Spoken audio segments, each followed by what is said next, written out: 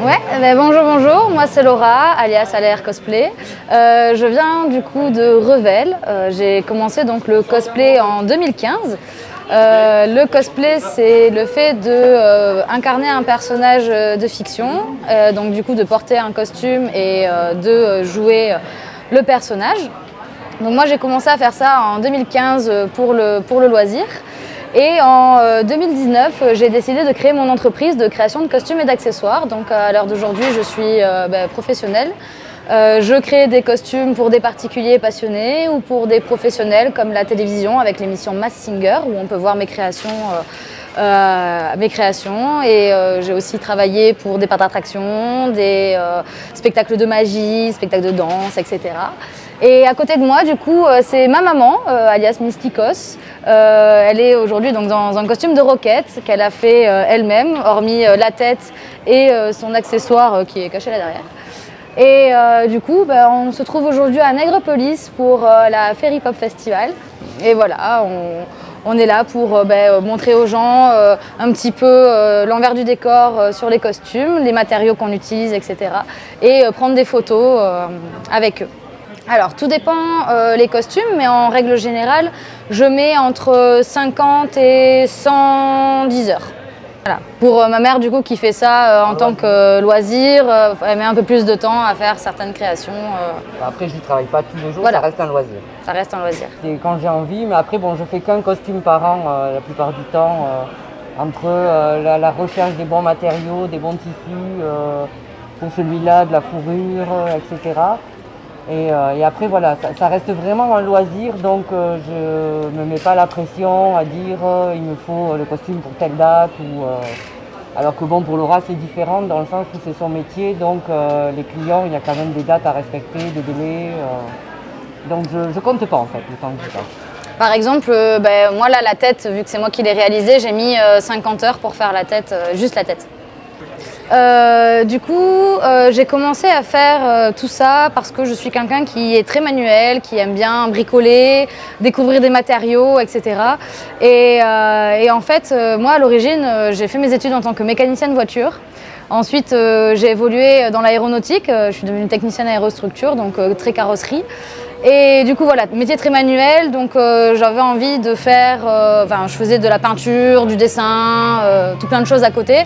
Et en fait un jour, je suis allée dans un événement et j'ai vu des gens en costume et je me suis dit, waouh, c'est génial, ces gens sont en costume,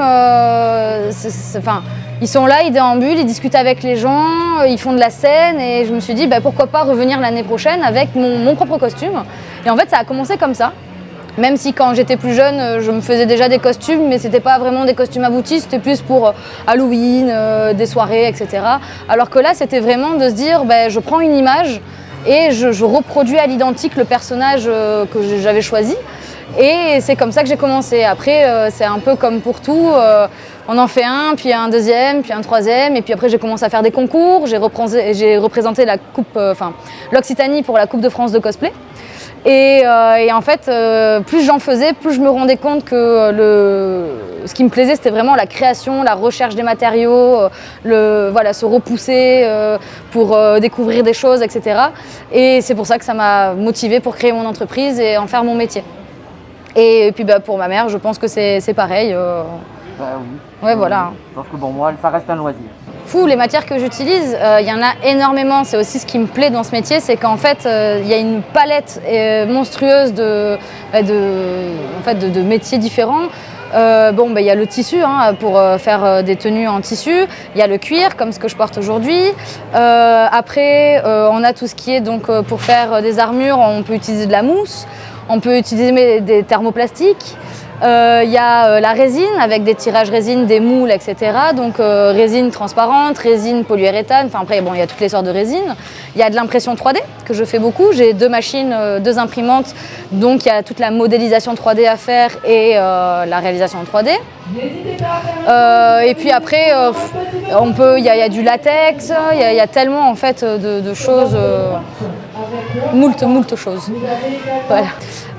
Donc du coup, dans mon entreprise, je ne fais pas d'atelier collectif pour apprendre à faire des costumes, tout ça, parce que c'est vrai que j'ai pas un atelier non plus énorme. Par contre, à côté, je prends quand même des stagiaires d'école. Il y a quand même pas mal d'écoles, du coup costumiers, habilleurs, dans tout ça proche. Alors il y en a sur Agen, sur Toulouse, un peu partout. Et c'est vrai que j'ai du coup plein de demandes de stage. Et à ce moment-là, je prends vraiment des stagiaires d'école. Alors jusqu'à maintenant, les projets les plus compliqués, c'est surtout pour la télévision. Donc avec l'émission Masked Singer qu'on retrouve sur TF1. C'est des costumes qui sont quand même pas mal volumineux, avec des détails, beaucoup d'heures de travail. Et après, il y a aussi tout le fait de devoir faire des allers-retours sur Paris pour faire les essayages, les prises de mesure, etc. Donc c'est vrai que ça reste des costumes assez complexes au niveau de la réalisation. Après, je dirais que plus ou moins tous les projets, en fait, ils ont leur petite difficulté. Par exemple, là pour la tête, maintenant si je devrais la refaire, ça serait beaucoup plus simple, mais c'est vrai que la première fois, il faut chercher comment faire. Voilà. Mais merci à vous en tout cas. J'espère qu'on vous aura croisé aujourd'hui. Et puis si vous avez des questions, n'hésitez pas sur les réseaux sociaux, internet, le site internet, Artefact Workshop ou LR Cosplay. Merci.